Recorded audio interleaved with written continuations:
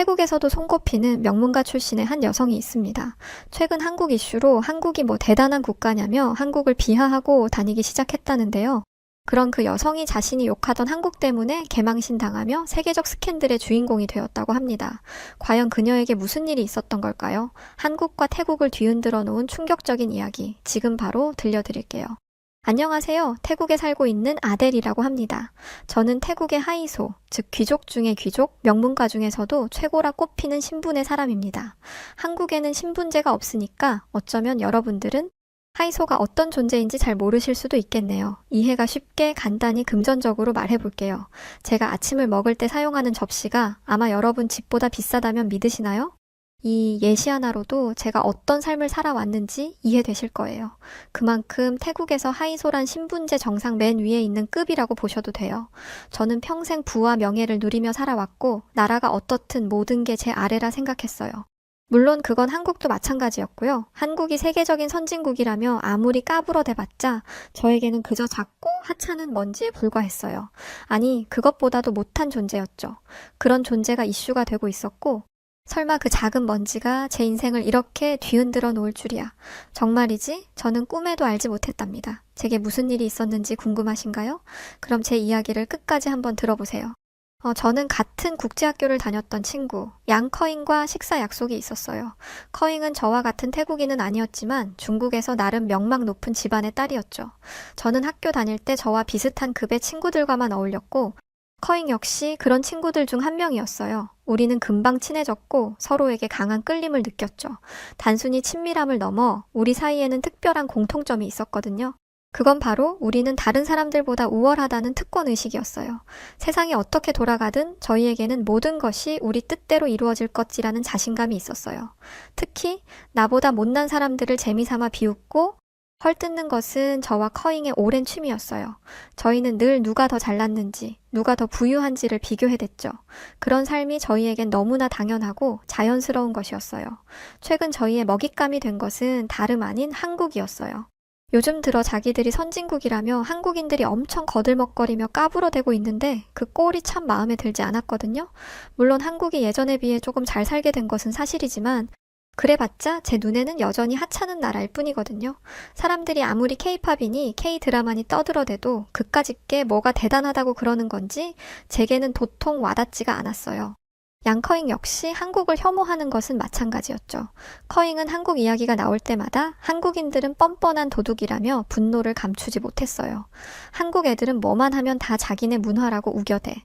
백두산도 고구려도 원래는 다 우리 중국 건데 한국은 그게 다 자기들 거라며 진짜 어처구니 없는 주장을 하고 있어.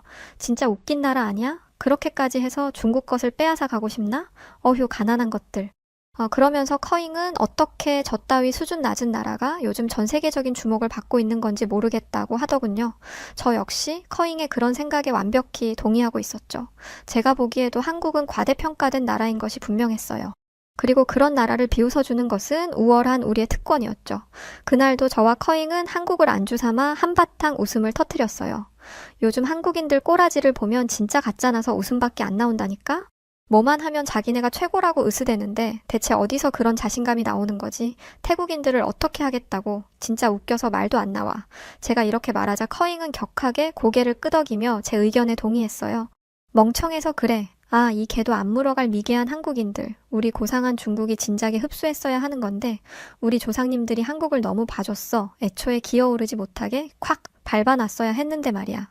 그렇게 저희가 조롱하며 킥킥거리고 있을 때였어요. 갑자기 저희 테이블에 그림자가 지더군요. 무슨 일인가 싶어서 옆을 바라보니 어떤 키 큰 남자가 서 있었어요. 그 남자를 보는 순간 저는 왜인지 모르게 그가 뿜어내는 기백에 압도되고 말았죠. 그건 마치 호랑이 앞에선 강아지가 된 것만 같은 기분이었어요. 그때 그 남자가 입을 열더니 차가운 목소리로 이렇게 말하더군요. 저는 한국 외교관인데요. 잠깐 실례 좀 하겠습니다. 제가 지금 너무 말도 안 되는 소리를 들은 것 같아서요. 아가씨들이 방금 한국을 가리켜 개도 안 먹을 나라라고 한 것이 맞나요?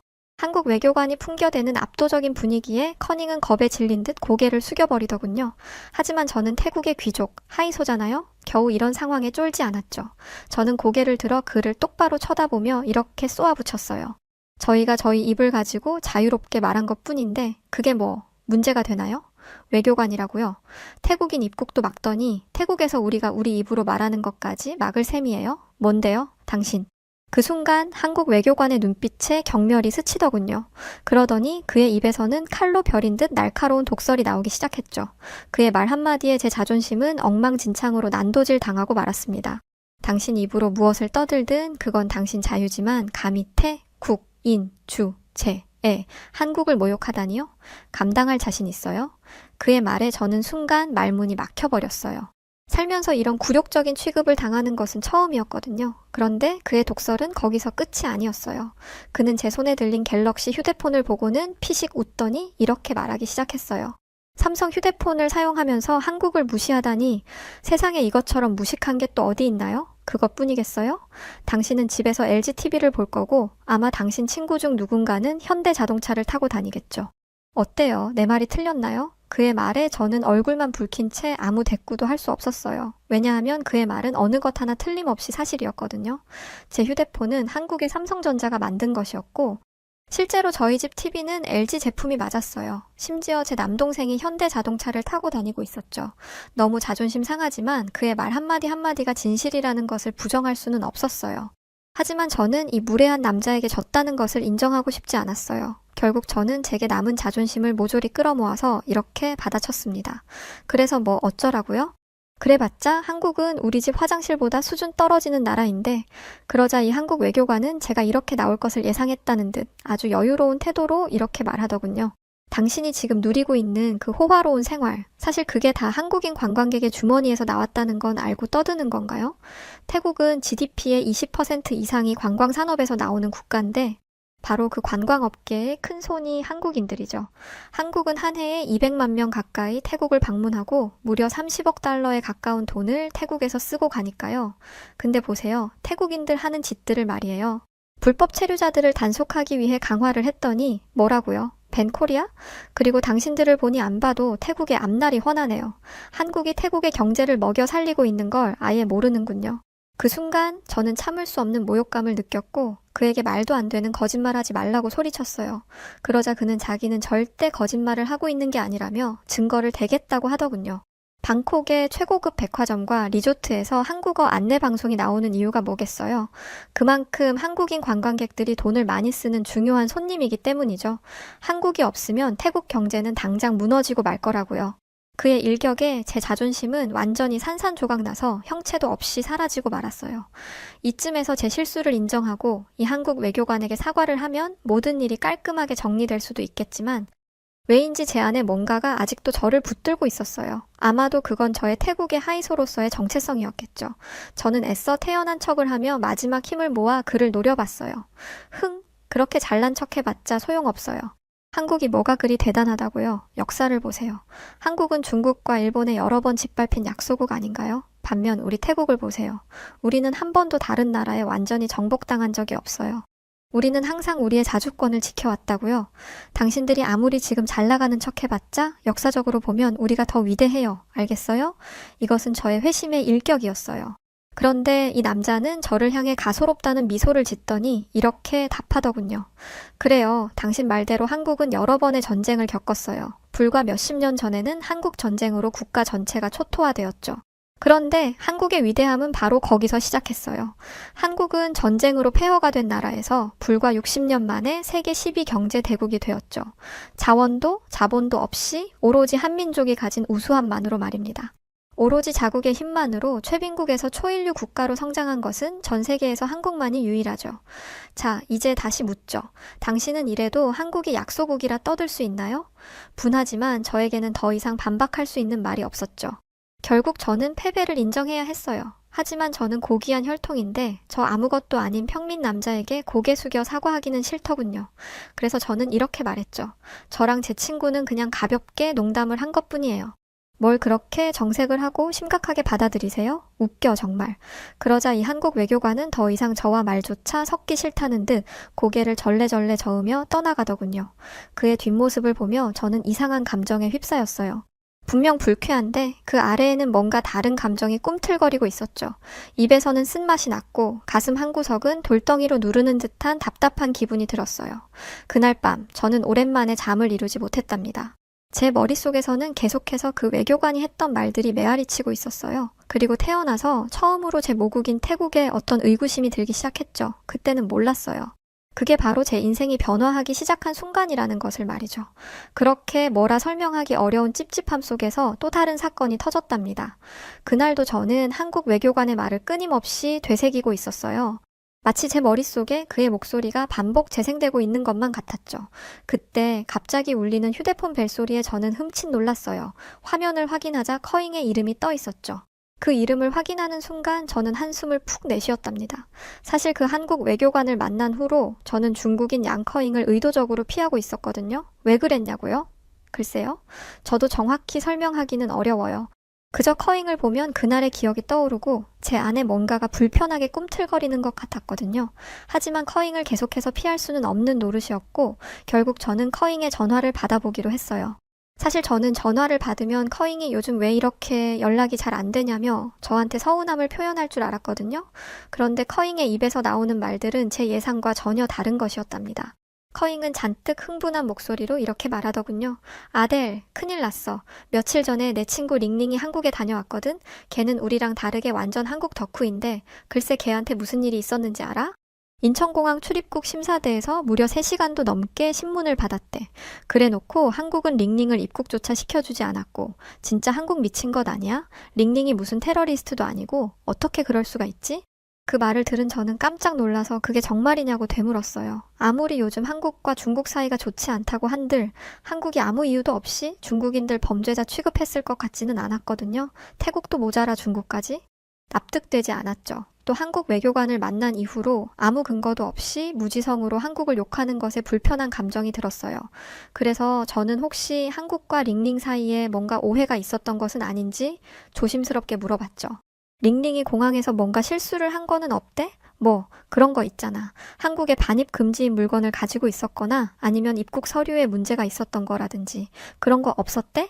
제가 그렇게 말하자 양커잉은 서운해하며 이렇게 말했어요.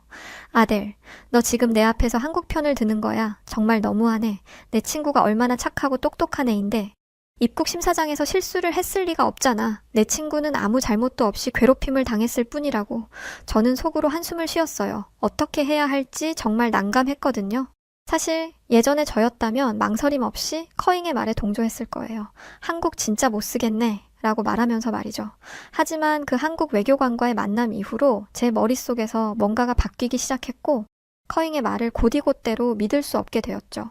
솔직히 말해 요즘 전 세계에서 한국이 엄청난 사랑을 받고 있는 것은 부정할 수 없는 사실이잖아요. 최근 태국에서도 한국 관련한 이슈 때문에 총리를 탄핵해야 하니 많이 하는 말들이 쏟아져 나오고 벤 코리아 떠들던 식당들도 모두 간판 내리고 한국한테 사과하는 추세였거든요. 물론 저야 하층민과는 달라서 여파가 없긴 했지만요. 커잉이 이야기한 링링이라는 친구가 한국 공항에서 붙잡혔다면 이유가 있을 거라고 생각이 들었어요.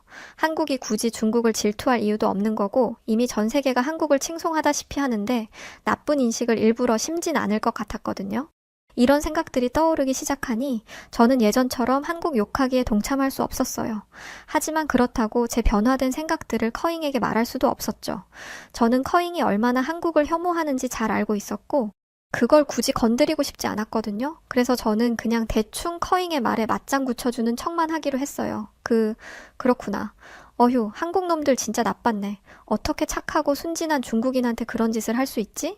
저는 나름대로 혼신의 연기를 펼쳤고 이 정도면 커잉도 대충 속아 넘어갔을 거라고 생각했어요. 하지만 커잉은 전화기 너머에서 묘한 침묵을 유지하고 있었습니다. 그러더니 서늘한 목소리로 이렇게 말하더군요. 아들, 너 왜 거짓말을 해? 네가 나랑 얼마나 오래 친구로 지냈는데 내가 너 거짓말하는 것도 알아차리지 못할 것 같아? 그냥 솔직하게 말해줘. 너 설마 한국을 좋아하게 되기라도 한 거야? 커잉은 제 마음을 완벽하게 꿰뚫어 보고 있었고 결국 저는 커잉에게 제 마음을 솔직하게 털어놓기로 했죠. 사실은 그 한국 외교관과 대화를 나눈 뒤로 이래저래 복잡한 생각이 들었어. 커잉은 실망과 짜증이 가득 담긴 말투로 저를 탓하기 시작했죠. 아델, 넌 그 한국인한테 완전히 속은 거야. 아무리 세상 물정 모르는 귀족 아가씨라도 그렇지? 한국인의 거짓말에 넘어가면 어떻게 해? 네가 그러고도 태국의 귀족 하이소라고 할 수 있어? 커잉의 목소리에서는 실망감이 물씬 풍겼어요. 아마 한국을 좋게 보기 시작한 제가 배신자처럼 보였기 때문이겠죠. 저와 커잉은 항상 같은 편이었는데 갑자기 달라진 제가 원망스럽기도 했을 거예요. 하지만 커잉의 이런 반응에도 불구하고 한국에 대한 제 마음은 달라지지 않았어요. 그런 제 마음을 눈치챈 것인지 커잉은 입을 다물어 버렸고 그렇게 한동안 어색한 침묵이 이어졌죠. 그렇게 얼마쯤 지났을까? 커잉이 다시 입을 열었는데 그 입에서는 충격적인 사실들이 쏟아져 나오기 시작했죠. 아델, 네가 너무 충격받을까봐 이런 말까지는 안 하려고 했는데 사실 링링만 한국에서 끔찍한 일을 당한 게 아니야. 그날 링링과 똑같은 일을 당한 태국인들이 수두룩하대. 한국이 정당한 이유도 없이 태국인들의 입국을 거부하고 굴욕을 준 거라고. 커닝은 그렇게 말하면서 상황이 이 지경인데도 넌 속도 없이 한국을 좋아하고 있냐고 소리를 치더군요. 그러면서 저더러 조국인 태국과 비열한 한국 사이에서 하나만 선택하라고 했죠. 머리가 새하얘지는 것 같았어요. 사실 실제로 우리 태국인들이 한국에서 고통받고 있는데 단지 내 마음이 흔들렸다고 이렇게 한국 편을 드는 게 맞나? 갑자기 꼭 제가 민족의 배신자라도 된 듯한 기분이 들었어요. 태국을 대표하는 하이소로서 갑자기 다시 예전의 제 모습이 튀어오르더군요. 한국은 어떻게 그런 못된 짓을 저지를 수 있는 거지? 요즘 조금 잘 나간다고 유세라도 부리는 거야? 감히 우리 태국을 무시하다니 이건 정말 있을 수 없는 일이야. 저는 분노에 치를 떨며 말했어요. 그때 양커잉이 흥미로운 제안을 해오더군요. 태국의 자부심을 지키기 위해서라도 한국에게 제대로 본때를 보여줘야 하지 않겠어? 이대로 당하고만 있을 수는 없잖아. 그 말을 듣자 제 가슴속에서는 복수의 불길이 점점 더 타올랐어요. 태국의 자부심을 지키고 우리 국민들을 대신해 한국의 본때를 보여줘야 한다는 생각이 들었죠. 감히 한국이 주제도 모르고 우리 태국인들을 멸시하고 하찮게 취급하면 우리도 똑같이 갚아줘야지. 그렇게 제가 복수심을 불태우자 커닝은 잘 생각했다며 앞으로 같이 한국을 혼내주자고 하더군요. 그렇게 저희는 한국과 벌일 정의로운 전쟁을 위해 치밀한 계획을 세우기 시작했어요. 저희의 계획은 인천공항에 가서 한국인들을 참교육시키는 것이었어요. 한국인들은 소심하니까 우리가 눈을 부릅뜨고 큰 소리를 질러대면 기가 죽을 거야. 가서 어떻게든 꼬투리를 잡아서 한국인들 콧대를 납작하게 눌러버리자. 커인과 저는 얼마 뒤에 만나 다시 한번 의기를 투합했죠. 그때 저는 정말 이게 태국을 위한 일이고 우리의 명예를 지키기 위한 정의로운 싸움이라고 굳게 믿었거든요. 한국이 우리에게 먼저 잘못을 했으니 우리의 복수는 정당방위라는 생각도 들었죠. 지금 생각하면 철없는 짓이었지만요. 그렇게 저희는 한국을 짓밟아주겠다고 잔뜩 벼른 상태로 한국행 비행기에 올랐답니다. 얼마 후 비행기가 인천공항에 착륙했고 저희는 떨리는 마음으로 공항 터미널에 들어섰어요. 그런데 그곳에 들어서자마자 저는 뭔가 이상하다는 느낌을 받기 시작했어요. 우선 인천공항에는 무례한 직원이 하나도 없더군요. 그들은 전부 환한 미소를 지으며 친절하게 저희를 대해주었어요. 저는 제 예상과 너무 다른 인천공항의 분위기에 이게 대체 어떻게 된 일인가 싶어 당황하게 되었죠. 게다가 주변을 둘러보니 여기에는 세계 각지에서 온 외국인들도 굉장히 많았고 지나다니는 한국인들은 하나같이 고상하고 세련돼 보였어요. 우리 태국은 거리부터 공항까지 벤코리아 어쩌고 하며 난리법석인데 한국은 잔잔하게 흐르는 거대한 호수처럼 평온해 보였죠. 이런 품격 있는 공간에서 난리를 치면 오히려 저와 커닝만 망신을 당하게 될 것 같다는 생각이 들었습니다. 분명 태국의 미디어나 정치인들 모두 한국은 태국에게 크게 당하게 될 거고 한국도 이런 점을 의식해 국민들이 난리라던데 한국은 태국을 신경도 쓰지 않는 분위기였거든요. 너희들은 떠들어라. 우리는 너희들 관심 없다. 그러거니 말거니 알아서들 하거라 하는 그런 느낌이요. 솔직히 바보된 기분이었습니다. 하지만 커닝은 물러설 기미가 없었어요. 커닝은 벌써 입국 심사줄에서 난동을 피울 준비를 마친 상태였죠. 잠시 후 커닝이 입국 심사를 받을 차례가 되었고 심사대에 서 있던 공항 직원은 커닝의 여권을 살피더니 조심스럽게 말했어요. 손님, 여권 사진과 현재 모습이 조금 달라서 그런데 잠시 안경을 벗어주실 수 있을까요? 커닝은 그 말을 듣자마자 잘 걸렸다는 표정을 짓더니 갑자기 소리를 질러대기 시작했어요. 당신이 뭔데 나보고 안경을 빼라 마라 명령질이야? 내가 왜 안경을 벗어야 되는데? 양커잉의 언성에 주변 사람들이 저희를 향해 시선이 날아 들어왔고 저는 순간적으로 너무 창피하다는 생각이 들었습니다. 공항 직원도 당황하면서도 차분하게 설명하더라고요. 손님께서 지금 안경을 착용하고 계신데 여권 사진은 안경을 쓰지 않은 모습이라서 규정상 확인차 요청드린 것입니다. 절차를 위해 잠시만 협조 부탁드립니다. 하지만 커닝은 직원의 말을 들을 생각이 전혀 없었어요. 웃기지 마. 너희 지금 내가 성형해서 얼굴 다 갈아엎었다고 비웃는 거잖아. 하찮은 소국인들 주제에 감히 위대한 중국인인 나를 무시해? 여기 책임자 당장 나와. 커닝이 날카로운 목소리에 주변에 있던 모든 사람들이 더 우리를 주목하기 시작했어요. 그들은 꼭 저희를 신기한 동물을 바라보는 듯 했죠. 저는 아까부터 이 상황이 너무 창피했는데 커닝은 이런 상황이 아무렇지도 않은지 거칠게 책상을 쾅쾅 내려치며 계속해서 소리를 질러댔어요. 그때 주변에 있던 외국인들이 저희 보고 들으라는 듯 이렇게 수군대더군요. 저기 봐, 또 중국인이네. 저 나라 사람들은 대체 왜 저렇게 상스럽고 시끄러운 거야? 목소리만 크면 다인 줄 아나? 아유, 수준 떨어져. 그 말을 듣는 순간 저는 온몸이 얼어붙는 듯한 기분이 들었어요. 세계에서 중국의 평판이 겨우 저 정도밖에 되지 않나 싶고 그와 세트로 묶여 저까지 함께 경멸의 시선을 받게 된 이 상황도 정말 싫었죠. 그러거나 말거나 커닝은 공항 직원의 멱살을 잡아당기며 점점 더 막장으로 행동하기 시작했어요. 커닝은 완전히 제어가 불가능한 상태였고 그렇게 소란이 계속되자 결국 공항 경찰이 오더군요. 그들은 커닝과 저를 조용히 체포해서 공항 내 경찰서로 데려갔죠. 경찰관들이 어이없다는 표정으로 저희를 바라보며 대체 왜 그런 소란을 피웠는지 물어보았어요. 그러자 커닝은 당당하게 턱을 치켜들며 이렇게 답했죠. 우리는 한국이 중국인과 태국인들을 차별하고 부당하게 대우했기 때문에 그걸 혼내주려 한 것뿐이에요. 한국 주제에 나 같은 훌륭한 중국인한테 참교육 받은 걸 영광으로 알아요. 그렇게 말하며 커닝은 저에게도 한마디 하라는 듯 팔꿈치로 저를 툭 쳤어요. 저는 내키지는 않았지만 마지못해서 이렇게 말했죠. 최근에 한국이 아무 잘못도 없는 태국인들의 입국을 거부했잖아요. 나는 귀족으로서 태국인을 대표해 한국인들한테 정당한 복수를 한 것뿐이에요. 제 말을 들은 경찰관은 한숨을 쉬며 고개를 저었어요.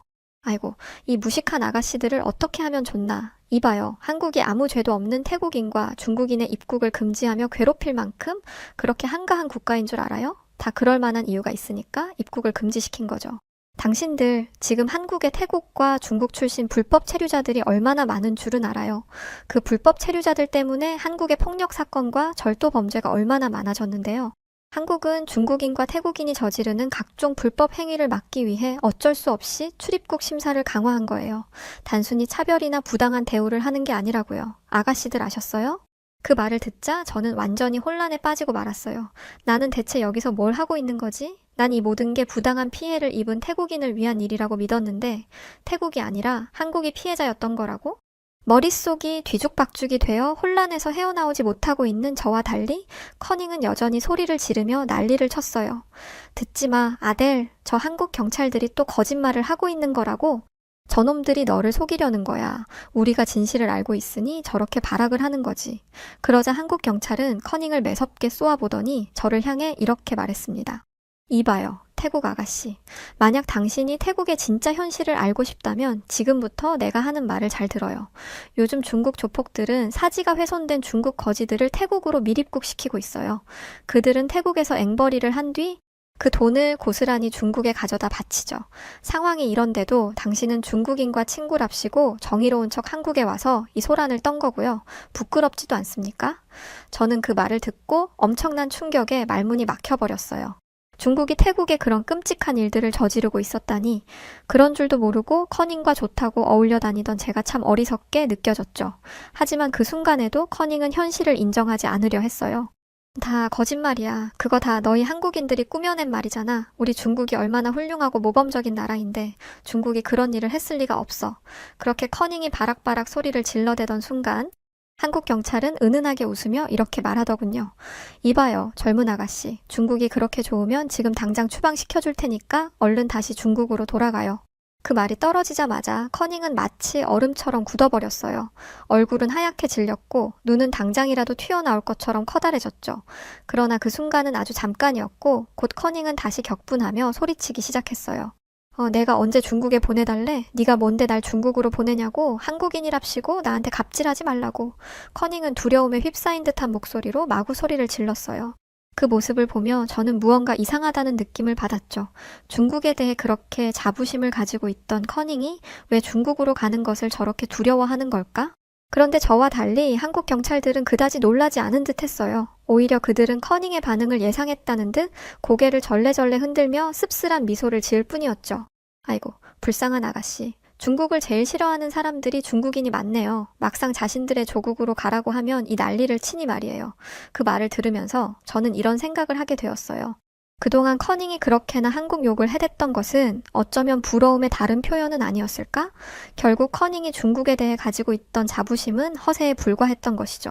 그 사이에도 커닝은 중국에 돌아가기 싫다며 목소리가 갈라질 때까지 소리쳤지만 한국 경찰들은 그 애에게 아무런 신경을 써주지 않았어요. 오직 저만이 커닝을 안쓰럽게 바라볼 뿐이었죠. 그때 한국 경찰이 제게 뭐라고 말을 하기 시작했는데 그 순간 그 말은 제 가슴속에 깊숙이 박혀버렸고 아마 저는 죽는 날까지 그의 말을 잊지 못할 거예요. 이봐요, 태국 아가씨. 아까 귀족이라고 했죠? 만약 그게 진짜라면 앞으로는 오늘 같은 행동은 절대 하지 마세요. 당신은 남의 말만 믿고 함부로 한국인이 나쁘다고 생각한 뒤 지금 이 난리를 벌인 건데 이게 과연 태국 귀족다운 행동인가요? 부끄러운 행동이에요. 그의 말에 저는 아무 대꾸도 하지 못했어요. 그 한국 경찰분께서 한 말에는 하나도 틀린 것이 없었으니까요. 그동안 저는 제 우월감에 취해 다른 사람들을 깔보고 비웃으며 살았죠. 제가 하는 일은 다 옳다고 생각했습니다. 하지만 이제 저는 제 자신이 얼마나 어리석고 한심한 사람이었는지를 뼈저리게 깨닫게 되었어요. 그렇게 저는 통렬한 반성을 하며 태국으로 돌아왔어요. 그날 이후 진정한 귀족이 되라는 그 경찰의 말은 제게 삶의 이정표와 같은 역할을 해주고 있답니다. 저는 제 행동과 태도가 스스로를 정의한다는 것을 깨달았고 매일 조금씩 더 나은 사람이 되기 위해 노력하고 있어요.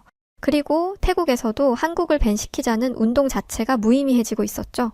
태국 정치인들의 망언에 태국 최고층에서도 그 망언을 질책하고 있고 한국에게 용서를 구하는 분위기입니다.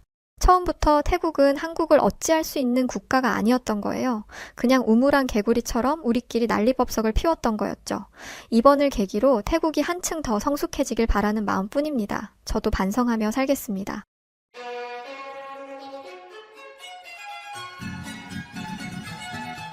안녕하세요, 송은지입니다. 여우튜브는 명품 브랜드인 에르메스와 좋은 기회를 가질 수 있게 되었는데요.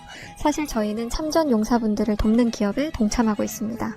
그런데 자체적으로 에르메스 광고 협업을 통해 좋은 활동을 구상해 볼 수 있게 되었어요. 광고로 얻은 수익금은 모두 차곡차곡 모아서 매년 한 번 어려운 독거노인분들에게 후원하려고 합니다. 또한 기부되는 이름은 저희 여우튜브 멤버십에 등록해주신 명단으로 기부될 예정에 있습니다. 이 제품은 1979년 아침 이슬로 촉촉하게 젖은 덤불 냄새에서 영감을 얻어 탄생한 프랑스와즈 카롱의 첫 번째 코롱, 오도렌지 베르테로 싱그러움이 한껏 강조된 독특한 스타일을 선보이며 에르메스의 상징적인 향으로 자리 잡은 제품인데요. 많은 중년의 여성분들과 남성분들께서 사용하시는 제품으로 인기가 많습니다. 오도렌지 베르테 샴푸 40mg, 오도렌지 베르테 헤어 컨디셔너 40mg, 오도렌지 베르테 퍼퓸솜 25g, 오도렌지 베르테 바디 샤워젤 40mg, 오도렌지 베르테 바디로션 40mg까지 이 5가지 명품 에르메스 제품들이 모두 들어간 헤어 바디 세트를 구독자 여러분들을 위해 저렴한 가격으로 드리고 있습니다. 상품의 구매 링크는 댓글창 고정 댓글로 남겨드리니 참고해주세요. 감사합니다. 네, 오늘 사연 여기까지입니다. 태국에 하이소라는 계층이 있다는 걸 오늘 저는 처음 알았어요. 한국은 사실 아무 일 없어요. 태국이 밴시킨다고 하는데 아무도 관심조차도 없거든요. 여하튼 오늘 사연 어떠셨나요? 사연이 재미있으셨다면 구독과 좋아요 부탁드리고 그럼 지금까지 사연을 전해드렸던 여우튜브 송은지였습니다. 더 재밌고 즐거운 영상으로 찾아뵐게요. 끝까지 시청해주셔서 고맙습니다. 그리고 구독자분들 감사드리고 사랑합니다.